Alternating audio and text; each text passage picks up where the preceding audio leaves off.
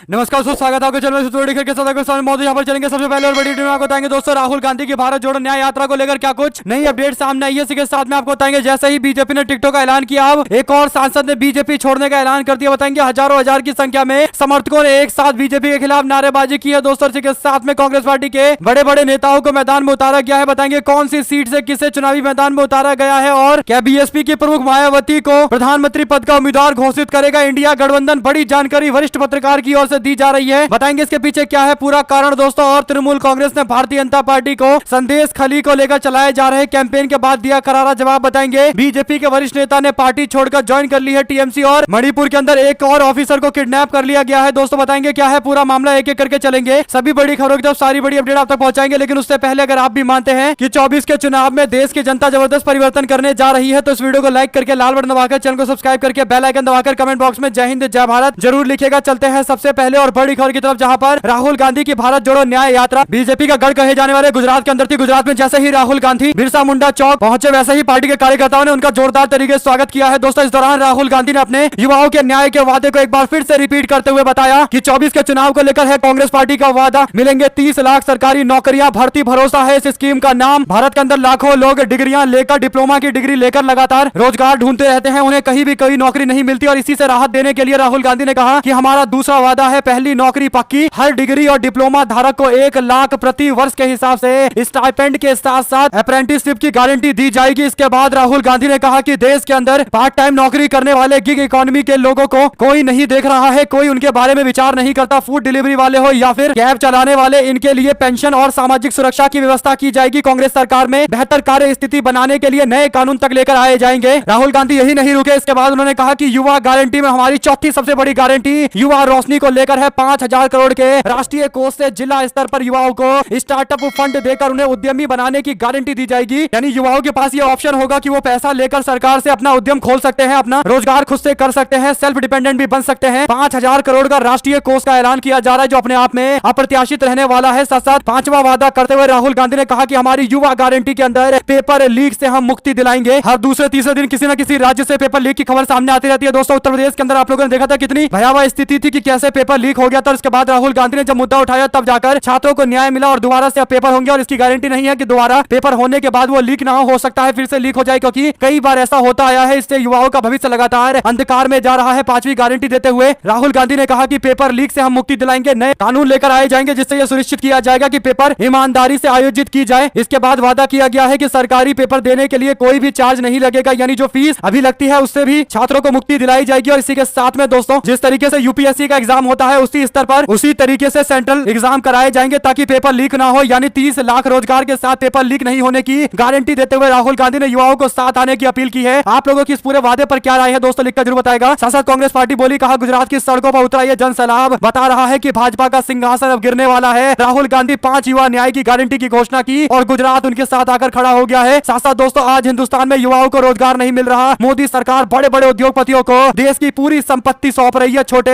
व्यापारियों को खत्म किया जा रहा है। साथ साथ लोकसभा चुनाव 2024 के संग्राम के लिए कांग्रेस पार्टी ने 39 नामों का ऐलान कर दिया है। पार्टी ने 15 जनरल कैटेगरी से ताल्लुक रखने वाले उम्मीदवारों को मैदान में उतारा है। 39 में से 24 ऐसे उम्मीदवार हैं जो एससी एसटी ओबीसी समुदाय से आते हैं, यानी लगभग 61% एससी एसटी ओबीसी समाज के लोगों को प्रतिनिधित्व दिया जा रहा है। राहुल गांधी अपने बातों और अपने कर्मों में कोई अंतर नहीं रख रहे हैं दोस्तों। जो राहुल गांधी कह रहे हैं वैसा ही कर रहे हैं। उन्होंने पहले ही कहा था कि एससी एसटी समाज के लोगों को, ओबीसी समाज के लोगों को उनका अपना प्रतिनिधित्व मिलना चाहिए। 39 सीटों में से 24 सीटें इस समाज के लोगों को देने का सीधा मतलब यह है कि जो वो कह रहे हैं वही धरातल पर उतार रहे हैं। राजनांदगांव से छत्तीसगढ़ के पूर्व मुख्यमंत्री भूपेश बघेल को मैदान में उतारा गया है। साथ साथ दोस्तों जांजगीर चांपा से शिव कुमार दहरिया को मैदान में उतारा गया है, जबकि कोरबा लोकसभा सीट से मौजूदा सांसद ज्योत्सना महंत को मैदान में उतारा गया है। और इसके बाद पूर्व विधायक और कैबिनेट मंत्री रहे कांग्रेस पार्टी के दिग्गज नेता ताम्रध्वज साहू को भी महासमुंद से मैदान में उतारा गया है दोस्तों। इसके बाद केरला को लेकर भी सीटों के ऐलान किए गए हैं। सबसे पहले राहुल गांधी अपने वायनाड की सीट से मैदान में उतरेंगे। उत्तर प्रदेश से सीटों के ऐलान के बाद तय होगा कि राहुल गांधी के अमेठी से मैदान में उतरेंगे। जो भी जानकारी आती रहेगी आप तक लगातार पहुंचाते रहेंगे। साथ साथ केसी वेणुगोपाल को भी पार्टी ने इस बार चुनाव लड़ने के लिए धरातल पर उतारने का फैसला ले लिया है। साथ साथ दोस्तों क्या बीएसपी इंडिया गठबंधन के साथ लगातार बातचीत कर रही है। आपको बता दें कि छपे एक न्यूज आर्टिकल में स्पष्ट तौर पर लिखा गया है कि मायावती की पार्टी बीएसपी जो अभी तक अगर उनको अकेले चुनाव लड़ना होता तो कैंडिडेट का ऐलान कर दिया होता और रैली सभाएं शुरू कर दी गई होती, लेकिन बीएसपी ने एक रहस्यमयी चुप्पी साध रखी है। इसका सीधा मतलब यह है कि चुनाव की अधिसूचना जारी होने का इंतजार किया जा रहा है। इसके बाद कोई बड़ा फैसला लिया जा सकता है। दोस्तों आप इस तरीके की थ्योरी पर अपनी अपनी क्या राय देना चाहते हैं लिखकर जरूर बताएं, क्योंकि हमेशा कोई ना कोई उड़ती हुई खबरें सामने आ ही जाती है कि मायावती और सोनिया गांधी लगातार एक दूसरे से बातचीत कर रही है, एक रणनीति के साथ मैदान में उतरने का फैसला लिया जा रहा है। क्या ईडी, सीबीआई और सेंट्रल एजेंसी के छापे से बचने के लिए इलेक्शन के ऐलान का इंतजार किया जा रहा है? जिस दिन इलेक्शन का ऐलान किया जाएगा उसके अगले ही 2 दिन में बीएसपी इंडिया गठबंधन में आकर चुनावी मैदान में उतरेगी। ये बड़ा सवाल है दोस्तों, इस पर लगातार चर्चाएं चल रही है। क्या आप मानते हैं कि इंडिया गठबंधन को बीएसपी से संपर्क साधना चाहिए? कई राज्यों में अगर वो सीटें मांगे तो भी उनको देकर साथ में हर संभव प्रयास करना चाहिए कि लेकर आना चाहिए। अपनी राय जरूर लिखिए कि क्या बीएसपी को साथ में लाना चाहिए या नहीं लाना चाहिए। वहीं पर लोकसभा चुनाव 2024 के चुनाव के मद्देनजर बीजेपी ने 195 उम्मीदवारों के ऐलान किए थे और ऐसे में भारतीय जनता पार्टी के नेता अमित शाह और नरेंद्र मोदी के फैसले का अब जगह जगह विरोध भी शुरू हो चुका है। श्रावस्ती के अंदर भारतीय जनता पार्टी के नेता कहते हैं कि हमारे ऊपर एक ऐसा उम्मीदवार लाकर थोपा गया है जो यहाँ से नहीं है बल्कि बाहरी उम्मीदवार है। इसके लिए पार्टी कार्यालय के बाहर जबरदस्त जन सैलाब देखने को मिला। पार्टी के कार्यकर्ताओं ने जोरदार विरोध करते हुए नारेबाजी की है, बाहरी उम्मीदवार को वापस करो और स्थानीय उम्मीदवार को टिकट दो। इसी के साथ में अब भारतीय जनता पार्टी के शीर्ष नेतृत्व के फैसले का एक और बीजेपी के सांसद ने विरोध किया है। भाजपा के राजस्थान से सांसद राहुल कसवा ने विरोध किया है। उन्होंने अपने समर्थकों की एक बड़ी रैली बुलाई है। दोस्तों, भारी संख्या में उनके समर्थक आए हुए थे, उनके फैसले का लोग इंतजार कर रहे थे। इसके बाद उन्होंने स्पष्ट कर दिया है कि बीजेपी के उम्मीदवार देवेंद्र झाझरिया का विरोध किया जाएगा। उन्होंने इस दौरान राजेंद्र राठौर को भी अपने निशाने पर लिया है। इस दौरान कांग्रेस पार्टी के सरपंचों ने कहा कि आप कांग्रेस पार्टी में आइए, हम आपको पलकों पर बिठाकर रखेंगे। पूरे मामले पर एक बात तय है कि आने वाले दिनों के अंदर भारतीय जनता पार्टी के नेता और वर्तमान सांसद राहुल कसावा अपने समर्थकों के साथ पार्टी छोड़ने वाले हैं और कांग्रेस पार्टी का रुख करने वाले हैं। क्या कांग्रेस पार्टी उनको टिकट का आश्वासन देगी या फिर पार्टी की ओर से कोई और उम्मीदवार उतारा जाएगा? जो भी जानकारी आगे आती रहेगी आप लगातार पहुंचाते रहेंगे। दोस्तों, कांग्रेस पार्टी ने भी अपने पहले उम्मीदवारों की लिस्ट जारी की। इस दौरान जो एक तस्वीर सामने आई, इसे लेकर जमकर कांग्रेस पार्टी के कार्यकर्ता पार्टी के नेताओं की तारीफ कर रहे हैं। आपको बता दें कि कांग्रेस पार्टी के वर्तमान एमपी है त्रिशूर से टीएन प्रथमन, उनका टिकट कट गया है। उनका टिकट काटकर कांग्रेस पार्टी ने नया कैंडिडेट त्रिशूर से बनाया है के मुरलीधरन को। लेकिन इसके बावजूद कांग्रेस पार्टी के वर्तमान सांसद अपने नए सांसद के लिए, नए उम्मीदवार के लिए प्रचार करते हुए पेंटिंग दीवारों पर खुद से बना रहे हैं, यानी प्रचार की तैयारी उन्होंने कर दी है। उनका टिकट कट गया, इसके बावजूद नए उम्मीदवार के लिए वो खुद से मैदान में आ गए हैं। कुल मिलाकर दोस्तों, ये दिखाता है कि कांग्रेस पार्टी का संगठन केरल के अंदर कितना मजबूत है। एक नेता के टिकट कटने के बावजूद वो दूसरे नेता जो चुनाव लड़ने आ रहे हैं उनकी तैयारी में जुट गए हैं और इसीलिए तमाम तरीके के सर्वों में दावा किया जा रहा है कि केरल के अंदर कांग्रेस पार्टी भारी बहुमत की जीत हासिल करने वाली है। आप लोग अपनी राय जरूर लिखकर बताएगा। दोस्तों, सासा नादिया जिले के मथुआ बहुल क्षेत्र से भारतीय जनता पार्टी के विधायक मुकुटमणि अधिकारी ममता बनर्जी की तृणमूल कांग्रेस में शामिल हो गए हैं। टीएमसी में शामिल होने के बाद मुकुटमणि कोलकाता में एक रैली में शामिल हुए। बता दें कि अधिकारी राणा घाट दक्षिण विधानसभा क्षेत्र से प्रतिनिधित्व करते हैं। उन्होंने राणा घाट लोकसभा सीट से मौजूदा सांसद जगन्नाथ सरकार को फिर से बीजेपी का उम्मीदवार घोषित करने को लेकर पार्टी के फैसले पर असंतोष व्यक्त किया है। दरअसल दोस्तों, मथुआ समुदाय का अगर कोई विधायक भारतीय जनता पार्टी छोड़ रहा है तो इसका सीधा मतलब यह है कि बीजेपी के लिए बंगाल में खतरे की घंटी है। ऐसा इसलिए क्योंकि मथुआ समुदाय के लोगों को बीजेपी अपने साथ में लाने का हर संभव प्रयास करती रहती है। यहाँ तक कि भारतीय जनता पार्टी नागरिकता संशोधन कानून बंगाल के चुनाव को लेकर लाने वाली है और खासकर मथुआ समुदाय को साथ में लाने के लिए। लेकिन उनके विधायक ही अगर बीजेपी छोड़कर जा रहे हैं तो भारतीय जनता पार्टी की स्ट्रेटजी अब बंगाल में बुरी तरीके से पिछड़ती दिखाई दे रही है। आप लोग इस पूरे मामले पर अपनी क्या राय देना चाहते हैं लिखकर जरूर बताएगा। दोस्तों, आजाद मणिपुर के मुद्दे पर कौन बोलेगा, ये सबसे बड़ा सवाल है। दोस्तों, लगातार बीजेपी के नेताओं से सवाल पूछे जा रहे हैं, लेकिन भाजपा के नेता बंगाल से लेकर हर राज्य के बारे में बड़ी बड़ी बातें करते हैं, बड़े बड़े कार्यक्रम आयोजित करते हैं, खासकर विपक्षी राज्यों के बारे में। लेकिन अब मणिपुर को लेकर एक और जानकारी सामने आई है। आर्मी ऑफिसर को किडनैप कर लिया गया है। मणिपुर में आई कल ये खबर सामने, जैसे ही उसके बाद लोगों ने इस पर प्रतिक्रिया देते हुए सवाल पूछा है कि क्या मणिपुर परिवार का हिस्सा है या नहीं है। क्या परिवार के मुखिया ने मणिपुर के बारे में सोचना बंद कर दिया है? मणिपुर को साथ में रखने के लिए मणिपुर के हितों के बारे में ध्यान रखना क्या छोड़ दिया है? ये बड़ा सवाल है दोस्तों। इसका जवाब भारतीय जनता पार्टी, खासकर प्रधानमंत्री मोदी और बीजेपी के केंद्रीय नेताओं को देना है, क्योंकि मणिपुर के अंदर भारतीय जनता पार्टी की सरकार है, उनके मुख्यमंत्री है, पूरी फुल मेजोरिटी के साथ सरकार है और ऐसे में एक आर्मी के ऑफिसर को किडनैप कर लेना ये काफी भयावह स्थिति है। आप लोग अपनी राय जरूर लिखकर बताएगा दोस्तों कि क्या मणिपुर को जानबूझकर इग्नोर किया जा रहा है। साथ साथ प्रधानमंत्री मोदी और भारतीय जनता पार्टी के नेताओं के कैंपेन को लेकर लोगों ने निशाना साधा है। प्रधानमंत्री मोदी को लेकर भारतीय जनता पार्टी युवा मोर्चा की ओर से एक कैंपेन किया गया। इसमें लिखा गया कि मोदी का परिवार और भारत के नक्शे के साथ प्रधानमंत्री मोदी के साथ में कई सारे लोग दिखाई दे रहे हैं, इसमें कोई भी महिला नहीं है। लोगों ने इस पर निशाना साधा है। पत्रकार स्वाति चौधरी बोली, कहा क्या प्रधानमंत्री मोदी के परिवार में कोई महिला नहीं है? ये सवाल पूछा जा रहा है दोस्तों, इसका जवाब बीजेपी के लोगों को देना है। साथ साथ को बता दें कि बलिया के अंदर भारतीय जनता पार्टी के विधायक केतकी सिंह का जोरदार विरोध हुआ है। महिलाओं ने विधायक केतकी सिंह के भाषण के दौरान उनकी वादों की पोल खोली है और उनसे कहा है कि आपने हमसे वादा किया था शौचालय देने का, आवास अभी तक हमें नहीं मिला है। आपको बता दें कि बांसडीह विधानसभा से सुल्तानपुर का यह पूरा मामला है, जहां पर बीजेपी के विधायकों का ही विरोध शुरू हो गया है। लोकसभा चुनाव के मद्देनजर भाजपा के नेता कार्यकर्ता लोगों से मुलाकात करने के लिए जा रहे हैं, लेकिन लोग उल्टा ही सवाल पूछकर अब कोई जवाब देने योग्य ही नहीं समझ रहे हैं। शासन नेशनल कॉन्फ्रेंस के उपाध्यक्ष उमर अब्दुल्ला ने शुक्रवार को कहा कि प्रधानमंत्री मोदी के रैली के दौरान जो भाषण दिया गया इसमें कुछ भी नया नहीं था। जम्मू कश्मीर के लोगों की उम्मीद धाराशायी हो गई है। अब्दुल्ला ने पार्टी के एक